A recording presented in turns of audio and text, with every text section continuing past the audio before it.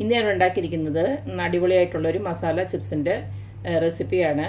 അതായത് നമ്മുടെ banana chips സാധാരണ ഉണ്ടാക്കുന്നതിനെക്കാട്ടി ഇങ്ങനെ മസാല ചിപ്സായിട്ട് ഉണ്ടാക്കുമ്പോൾ കുറച്ചും കൂടെ ടേസ്റ്റിയാണ്. അപ്പോൾ നമുക്ക് ഈ റെസിപ്പി എങ്ങനെയാണ് ഉണ്ടാക്കുന്നതെന്ന് നോക്കിയിട്ട് വരാം. ഓണമൊക്കെ വരുമല്ലേ, അപ്പോൾ നമുക്ക് കുറച്ച് ഒരു മസാല ഉപ്പേരി ഉണ്ടാക്കാം. ഞാൻ നേരത്തെ തന്നെ അല്ലാതെയുള്ള ഉപ്പേരികളൊക്കെ ഇഷ്ടം പോലെ അപ്ലോഡ് ചെയ്തിട്ടുണ്ട്. അതുകൊണ്ട് ഇന്ന് ഇച്ചിരി ഒരു വെറൈറ്റി ആകാമെന്ന് വിചാരിച്ചു. മസാല ഉപ്പേരിയാണ് ഉണ്ടാക്കുന്നത്. ഇപ്പം യുദ്ധത്തിൻ്റെയൊക്കെ ഒരു സമയം കഴിഞ്ഞപ്പോഴത്തേക്ക് ഇവിടെ പച്ചക്കറിയൊക്കെ കണക്കാണ് കിട്ടുന്നത്. ഇതൊക്കെ കണ്ടില്ലേ, ഒരുമാതിരി വാടിയ മാതിരിയുള്ള പച്ചക്കറിയാണ്. കായൊക്കെ സാധാരണ നല്ല കിട്ടുന്നതാണ്. ഇപ്പം തൽക്കാലം നമുക്ക് ഉള്ളതുകൊണ്ട് ഓണം പോലെ എന്ന് പറയുന്ന പോലെ ഉള്ളത് വെച്ചിട്ട് അഡ്ജസ്റ്റ് ചെയ്ത് റെഡിയാക്കാം. അപ്പോൾ ആദ്യം തന്നെ നമ്മൾ ഈ ഒരു കായയുടെ ഈ ഒരു പുറംതൊലി ഉണ്ടല്ലോ, അതൊന്ന് ഇതുപോലെ ഒന്ന് കളയണം. പിന്നെ അത് കഴിഞ്ഞിട്ട് ഇതേപോലെ മഞ്ഞൾ വെള്ളമോടെ ഒന്ന് റെഡിയാക്കി വെക്കണം. ആ ഒരു കറയൊക്കെ ഒന്ന് പോയി കിട്ടാനായിട്ട് മഞ്ഞൾ വെള്ളത്തിനകത്തോട്ട് നമ്മളിതൊന്ന് ഇട്ട് വെക്കും.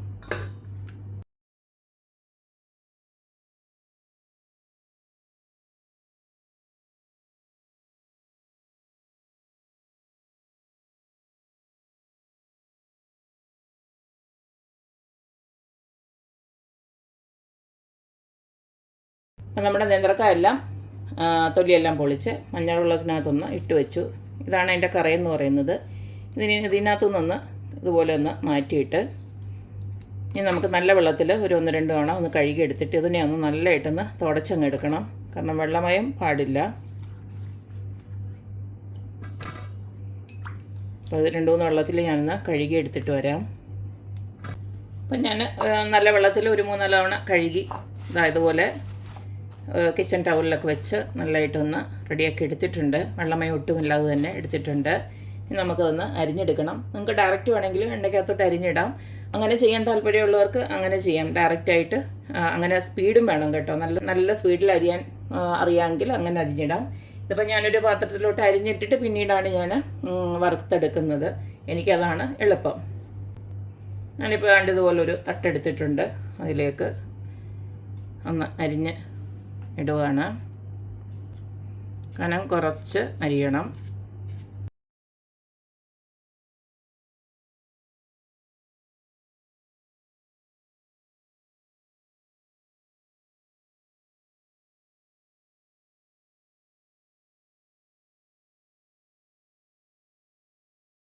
ഇതുപോലെ ഓരോ ട്രിപ്പിനുള്ളത് അരിഞ്ഞ് ഇതുപോൽക്കൊന്ന് വെച്ച് കഴിഞ്ഞാൽ ഈസിയാണ്. മസാല ഉപ്പേരിയാണല്ലോ ഉണ്ടാക്കുന്നത്. അതുകൊണ്ട് തന്നെ വേറൊരു സംഭവം റെഡിയാക്കി വെക്കണം. അതായത് ഒരു കുടം വെളുത്തുള്ളി ഞാൻ തൊലിയോട് കൂടി നല്ലതായിട്ടൊന്ന് കഴുകിയതിന് ശേഷം അതൊന്ന് പിന്നെ നമ്മുടെ ഈ ഇതുപോലുള്ള ടിഷ്യൂ പേപ്പറിലൊന്ന് ഡ്രൈ ആക്കി എടുത്തതിന് ശേഷം ഒന്ന് ചതച്ചെടുത്തിട്ടുണ്ട്. അതിൻ്റെ കൂടെ തന്നെ ഇത്രയും കറിവേപ്പിലയോടെ കഴുകി വൃത്തിയാക്കി വെച്ചിട്ടുണ്ട്. ഇതും കൂടെ നമുക്ക് ഇതിൻ്റെ കൂടത്തിൽ തന്നെ ഒന്ന് വറുത്തെടുക്കേണ്ടതുണ്ട്. ഇത് മസാല ഉപ്പേരിയാണല്ലോ ഉണ്ടാക്കുന്നത്. അതുകൊണ്ട് തന്നെ കുറച്ച് എരിവിന് വേണ്ടിയിട്ട് ഞാൻ കുറച്ച് മുളക് പൊടിയും അതുപോലെ ഉപ്പും കൂടെ ഒന്ന് മിക്സ് ചെയ്ത് വെക്കുകയാണ്. ഒരു 1-1.5 സ്പൂണോളം മുളക് പൊടി ഇട്ട് കൊടുക്കുന്നുണ്ട്. ഇതിന് വരെ നിങ്ങൾക്ക് പെപ്പർ പൗഡർ വേണമെങ്കിൽ ഇട്ട് കൊടുക്കാം. കുറച്ച് ഉപ്പും കൂടെ ചേർക്കാം. അപ്പോൾ ഇങ്ങനെ ചേർക്കുന്നതുകൊണ്ട് നമ്മൾ ഇത് വറക്കുന്നുണ്ടേ ഉപ്പ് വെള്ളം അതിനകത്തോട്ട് ഒഴിക്കുന്നില്ല. ഉപ്പ് വെള്ളം ചേർത്തിട്ടുള്ളത് ഞാൻ നേരത്തെ ഇട്ടിട്ടുണ്ട് കേട്ടോ. അത് വേണമെങ്കിൽ ലിങ്ക് ഞാൻ ഇട്ടേക്കാം. നിങ്ങൾക്ക് മസാലയൊന്നും താല്പര്യമില്ലെങ്കിൽ അത് നോർമലായിട്ട് സാധാരണ പോലെ വറുക്കുന്ന രീതിയിലുള്ള ഉപ്പേരി ഞാൻ ഇട്ടിട്ടുണ്ട്. യൂട്യൂബിൽ കഴിഞ്ഞ വർഷത്തെ ഓണത്തിൻ്റെയൊക്കെ സമയത്തിട്ടിട്ടുണ്ട്. മസാല ഉപ്പേരി ഉണ്ടാക്കാനായിട്ട് ഞാനൊരു അയണിൻ്റെ ചീനിച്ചട്ടിയാണ് അടുപ്പിലോട്ട് വെച്ച് കൊടുത്തിരിക്കുന്നത്. ഇതിലേക്ക് നമ്മൾ ആദ്യം നമ്മുടെ ആ ഒരു വെളുത്തുള്ളിയും കറിവേപ്പിലയും ഉണ്ടല്ലോ, അതിനെ ഒന്ന് വറുത്തിങ്ങെടുക്കണം.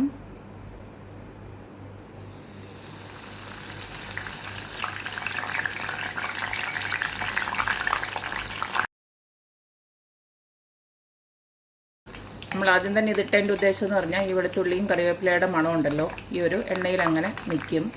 അപ്പോൾ നമ്മുടെ ആ ഒരു ഉപ്പേരിയിലും ആ ഒരു മണം അല്ലാതും കിട്ടും. ഈ ഒരു എണ്ണയ്ക്കകത്ത് ഇറങ്ങിയ ആ ഒരു മണമുണ്ടല്ലോ അത് ആ ഉപ്പേരിയിലും കിട്ടും. അതിനാണ് ആദ്യം തന്നെ ഇതൊന്ന് വറുത്തെടുക്കുന്നത്.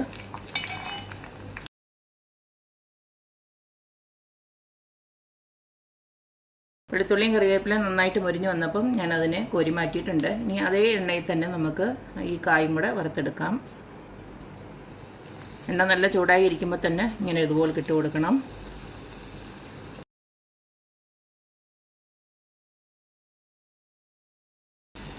കഴിവതും ഇങ്ങനെ ഒറ്റയ്ക്ക് ആക്കി ഇട്ട് കൊടുക്കണം. അല്ലെങ്കിൽ ഇങ്ങനെ കൂട്ടിപ്പിടിച്ചിരുന്ന് കഴിഞ്ഞാൽ പിന്നെ അത് മൊരിയത്തില്ല. പിന്നെ അത് മൊരിഞ്ഞെടുക്കാൻ പിന്നെ അത് മൊത്തം അങ്ങ് തണുത്തും പോവും. അതുകൊണ്ട് ഇതുപോലെ ഒന്നാക്കി ഇട്ടേച്ചാൽ മതി.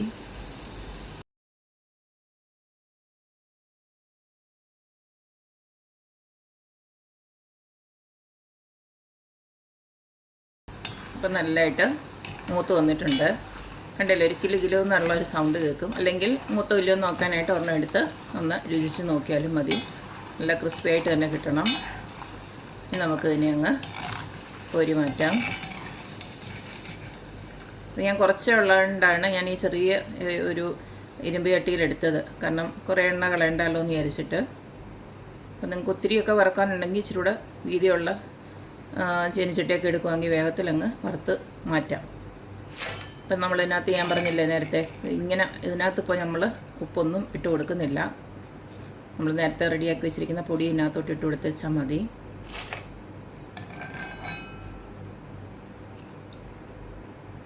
ഓരോ തവണ എണ്ണ നല്ല ചൂടായിട്ട് വേണം നമുക്ക് പിന്നീട് ഓരോന്നിങ്ങനെ ഇട്ട് കൊടുക്കാനായിട്ട്.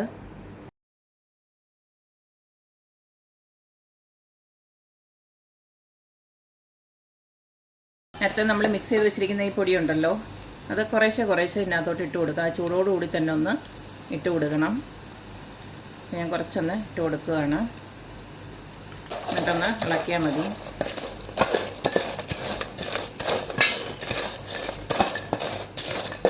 ഇങ്ങനെ ഓരോ തവണയും ഇതുപോലെ ഇളക്കി ഒന്ന് എടുത്ത് വെച്ചാൽ മതി. അപ്പോൾ ആ ഉപ്പും എരിവും എല്ലാം ഒന്ന് പിടിക്കും.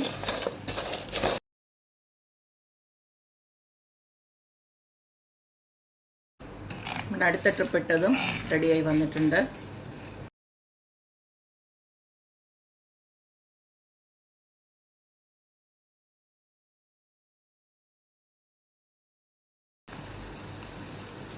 ഓരോ തവണയും കുറച്ച് ഇങ്ങനെ ഇട്ട് കൊടുത്ത് ഒന്ന് മിക്സ് ചെയ്തെടുക്കണം.